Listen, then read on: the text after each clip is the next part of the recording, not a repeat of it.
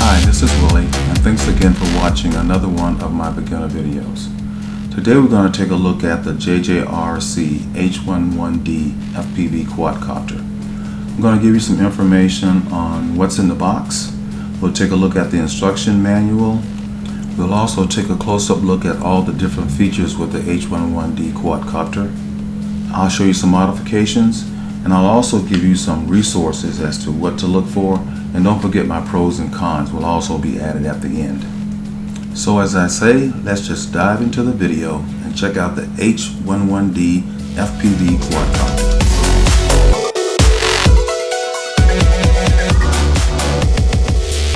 Okay, so what's in the box? Well, really just about everything you need in order to begin your first adventure of flying FPV.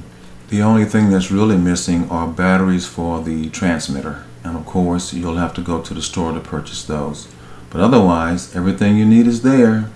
All you have to simply do is just put everything together, and then you're set to go fly your first FPV experience.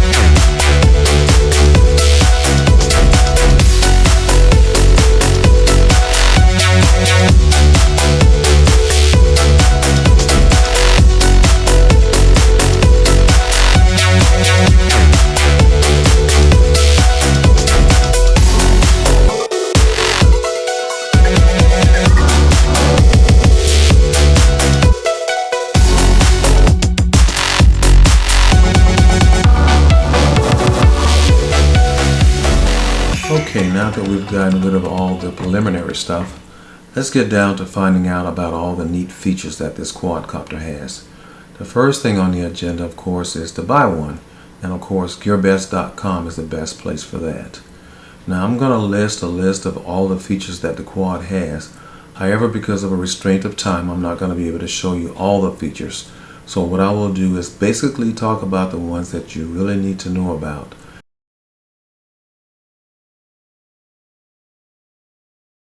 One of the really nice features about the transmitter monitor receiver is that it has a really nice touch to it. It feels almost velvet-like in your hands. Now on the left hand side we have the controls for the camera as well as trim, and also for the headless mode and return home mode.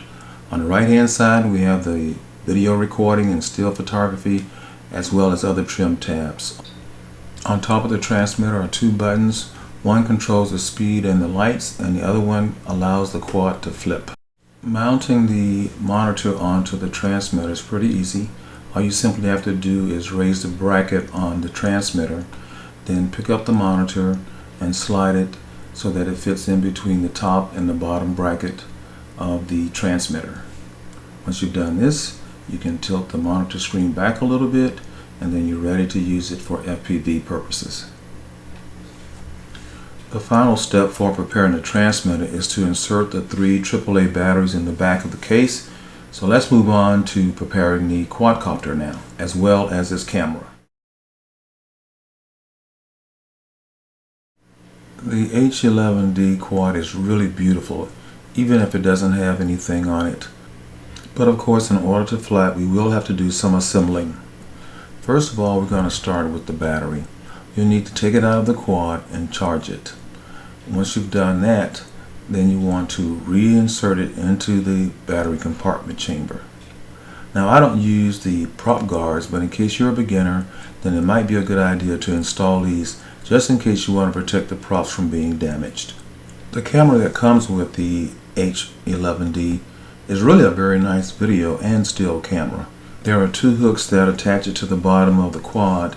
Also, if you look on the bottom of the camera, you'll notice there are two rubber dampers. These rubber dampers cushion the camera from vibration. Now, the quad looks really good with just the camera on it, but we also need to add the feet.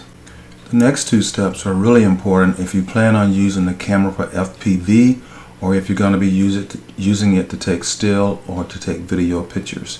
What you'll have to do is connect the USB cable that connects to the monitor, connect that also to the camera in order to charge the onboard battery. The next thing you'll have to do is make sure that the camera and the monitor have the same dip switch settings. Without this, you won't be able to see FPV when you're flying. While we're talking about the lens, one of the nice features about it also is that you can adjust the angle of it while you're in flight. To complete this section, there are two other features that I want to talk about.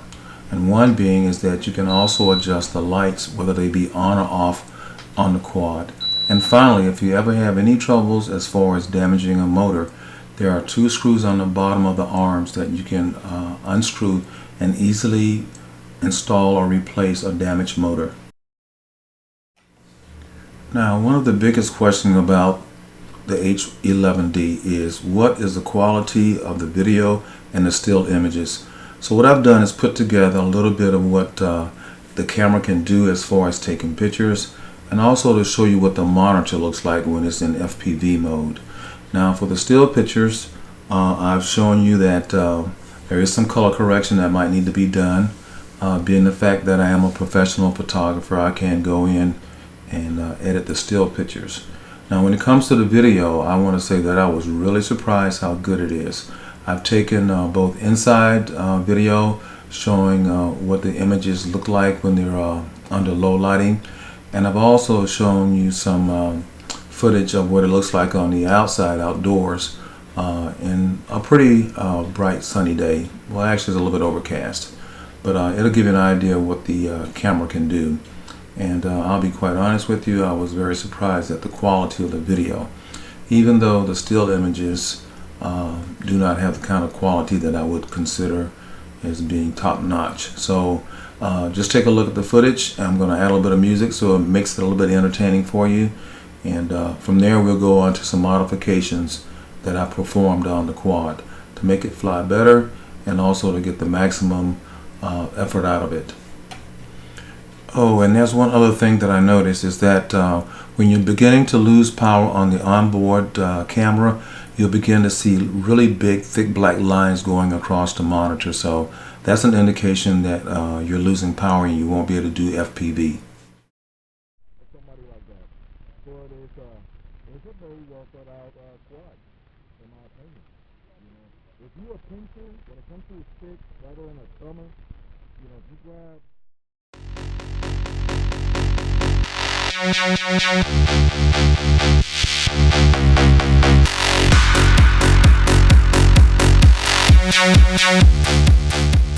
Over the time period that I've been flying quadcopters, I've come to the conclusion there are a couple of things that need to be done regardless of the model.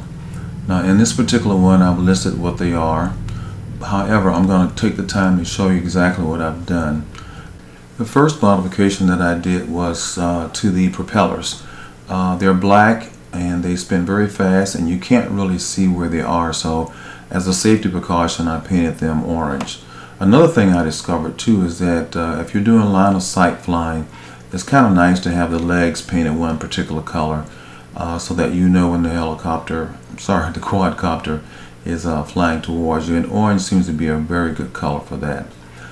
The third modification that I made is to the transmitter. The monitor has the habit of falling off, so what I did was to add Velcro to the bracket as well as to the back of the monitor, and that will keep it in place so that it doesn't fall off. In addition to the monitor perhaps falling off, another quirk that I found out about it is that if you tilt the monitor all the way back, the transmitter will fall over. So to make it stand upright, you just need to push it all the way forward. The next modification that I made was to mark the top and the bottom of the monitor so that we can see exactly where it fits on the bracket, and that gives it a better alignment. And the final thing that I did was to upgrade the battery for the monitor. What you see here is that I've added a slot in the back of the monitor. This allows a 720 milliamp battery instead of the stock battery to be used to give a little bit more time on the monitor. Okay, that does it for the modifications, and I think you'll be pleased to try them out.